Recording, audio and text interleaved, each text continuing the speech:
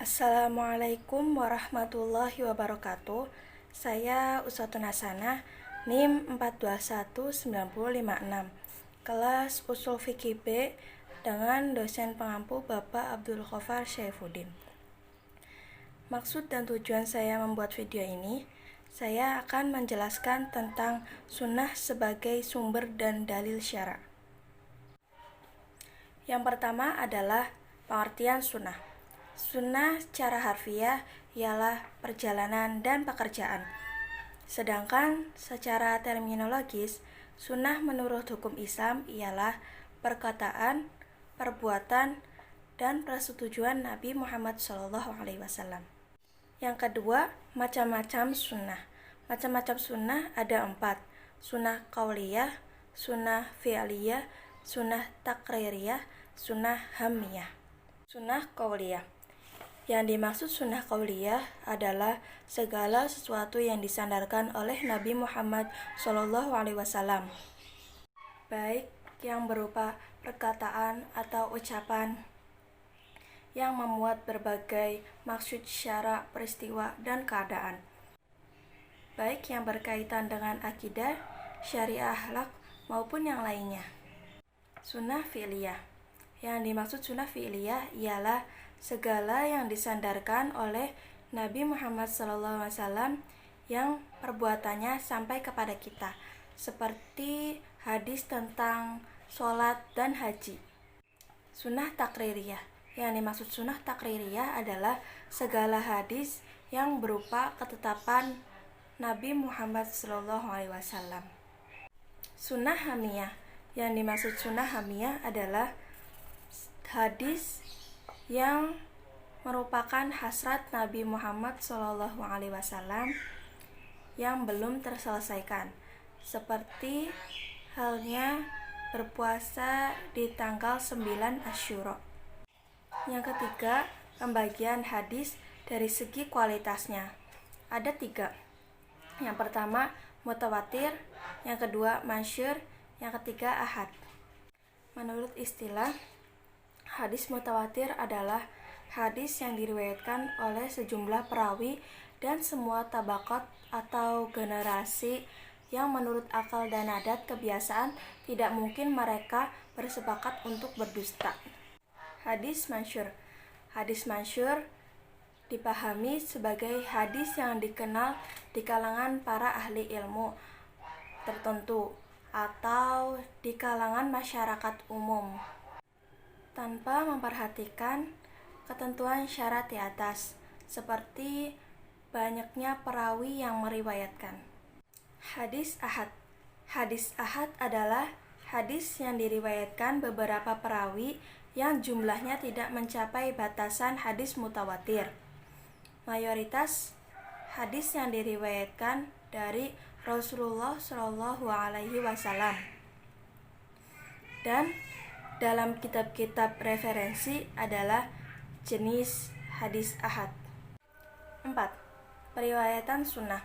Dalam sejarah, orang-orang akan dikenal sebagai orang-orang yang memiliki daya hafal yang tinggi. Pada zaman sebelum Islam, kemampuan hafalan terlihat pada kegemaran mereka untuk menghafalkan syair. Sedangkan zaman Islam, keutamaan hafalan tersebut mereka gunakan untuk menghafal Al-Quran dan sunnah Nabi. Yang kelima, kebenaran khobar dari segi pembawa khobar. Dilihat dari tingkah kebenaran berita, perlu diketahui dari kualitas pembawa berita itu. Dalam hal ini, terdapat tingkat kebenaran. Tingkat yang kuat apabila pembawa berita berkata, "Saya mendengar Nabi bersabda," atau "Nabi memberitakan kepada saya," atau juga "Nabi berbicara kepada saya." Bentuk penyampaian seperti ini menunjukkan suatu kepastian tentang adanya ucapan Nabi dan tidak ada kemungkinan lain. 6. Fungsi sunnah. Fungsi sunnah ada 3. Yang pertama, memperkuat hukum di dalam Al-Quran. Yang kedua, menjelaskan atau merinci isi Al-Quran. Yang ketiga, menetapkan hukum baru yang tidak dimuat di dalam Al-Quran. 7. Penjelasan sunnah terhadap hukum di dalam Al-Quran. Imam Syafi'i menyebutkan bahwa kedudukan as-sunnah terhadap Al-Quran, yakni as-sunnah adalah penjelasan dari Al-Quran. As-sunnah tampil sebagai penjelasan dari maksud Allah Subhanahu wa Ta'ala dalam Al-Quran. Tetapi juga terkadang as-sunnah berdiri sendiri, menetapkan sebagai hukum jiwa, tidak ada dasarnya dalam Al-Quran. 8. Sunnah berdaya hukum. Ulama mengelompokkan sunnah itu kepada dua kelompok. Yang pertama, sunnah tasyriyah atau sunnah yang berdaya hukum dan meningkatkan untuk diikuti. Sunnah yang berdaya hukum ini meliputi aspek-aspek kehidupan manusia yang berhubungan dengan yang pertama, menjelaskan tentang akidah. Semua sunnah yang mengandung tentang akidah menjelaskan tentang keesaan Allah Subhanahu wa Ta'ala, sifat-sifatnya, Rasul, wahyu, hari kiamat, malaikat, dan sebagainya. Yang kedua, tentang akhlak. Yang mengandung tentang akhlak yang berhubungan dengan Allah dan manusia seperti sholat, berdoa, tawakal, dan sabar. Atau yang berhubungan dengan manusia seperti adab bertetangga, menepati janji, keadilan, dan menyantuni anak yatim dan orang miskin. Yang ketiga, sunnah amaliyah. Hukum yang mengandung sunnah amaliyah merupakan sunnah yang mengandung peristiwa bentuk-bentuk ibadah. Misalnya, hak dan kewajiban, menyelesaikan persengketaan antara umat secara adil. Yang kedua, sunnah bukan tasyri'. Sunnah bukan tasyri' adalah sunnah yang tidak mengandung hukum, yaitu sunnah yang tidak harus diikuti. Oleh karena itu, sifatnya tidak mengikat.